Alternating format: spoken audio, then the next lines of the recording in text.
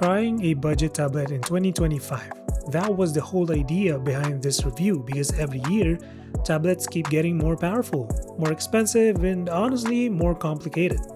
So I wanted to take a step back and try something really simple.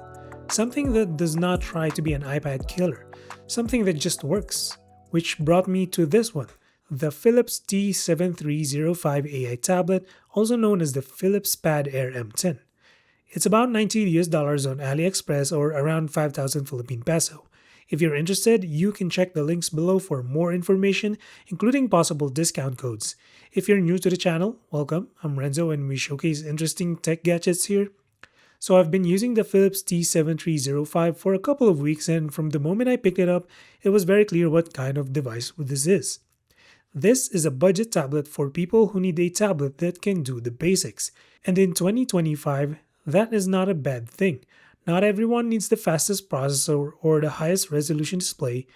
Some people just want something that they can use for watching videos, reading, scrolling through social media, and maybe playing light games on a bigger screen.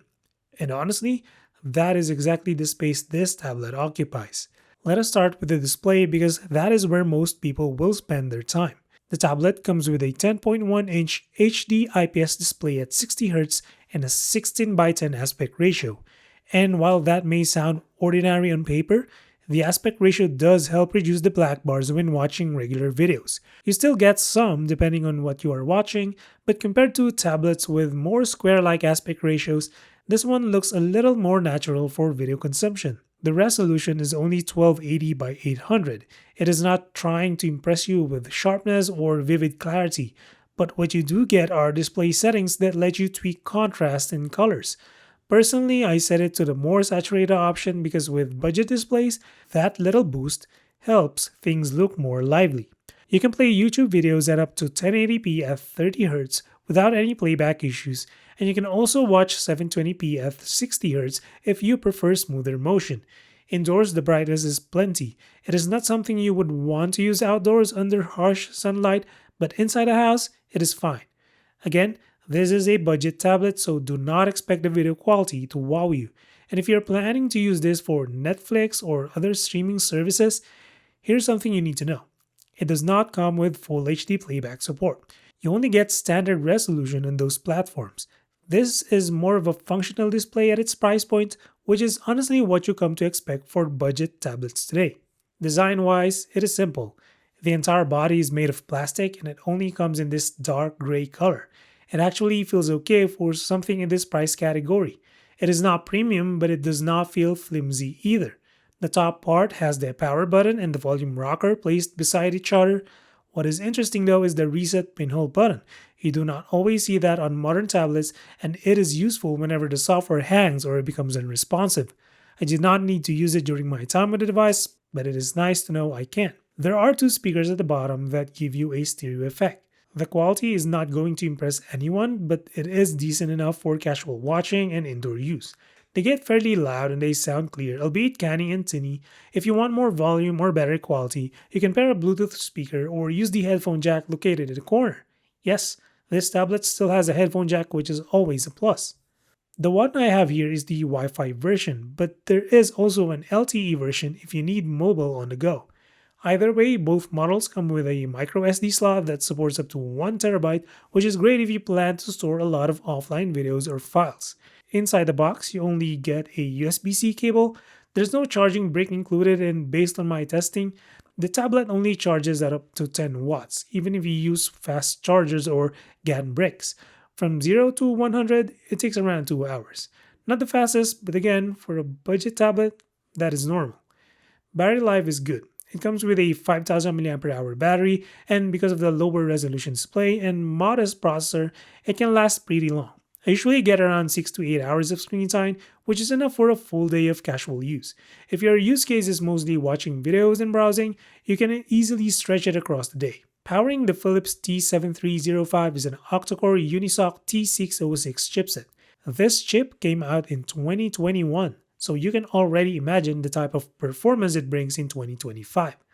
This is strictly entry level, not mid-range, not borderline mid-range, entry level. But that does not mean it is unusable.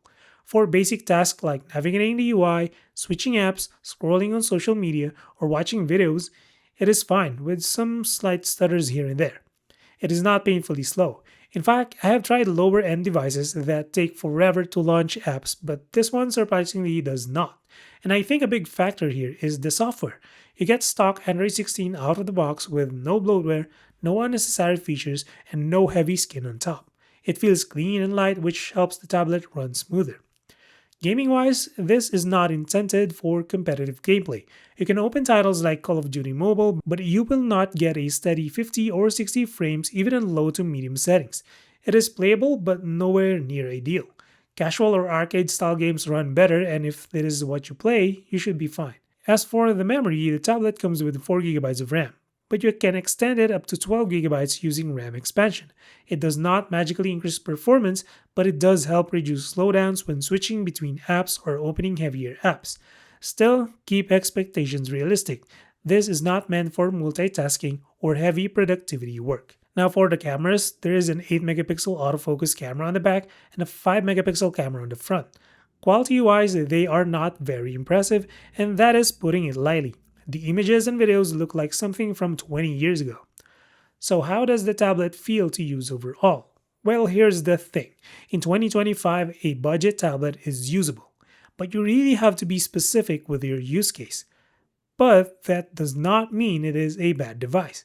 It just means it is a device with a very specific purpose, and for many people, that purpose is enough. If you want a tablet for your kids to watch videos on, this works. If you want something to read novels or books on a bigger screen, this works. If you want to check news, read stories, browse the web, or watch YouTube, this works. If you want something with GPS for navigation inside your car, this tablet actually comes with GPS support, which is pretty rare for cheap tablets. And of course, if you want something affordable that you do not mind handling to children or using as a secondary device at home or placing on your kitchen counter for recipes and videos, this fills that need easily. The Philips T7305 tablet is not trying to compete with anything high-end. It is not a performance device. It is not a content creation device. And it is definitely not for people who want the best viewing experience. But for what it is, which is an affordable and straightforward tablet that handles basic tasks without drama, it gets the job done. It even comes with extras like the headphone jack, SIM support, and microSD slot. And sometimes that is all you need. So that's it for this one. Drop a sub or like you feel like supporting the channel. And as always, until the next one, stay safe.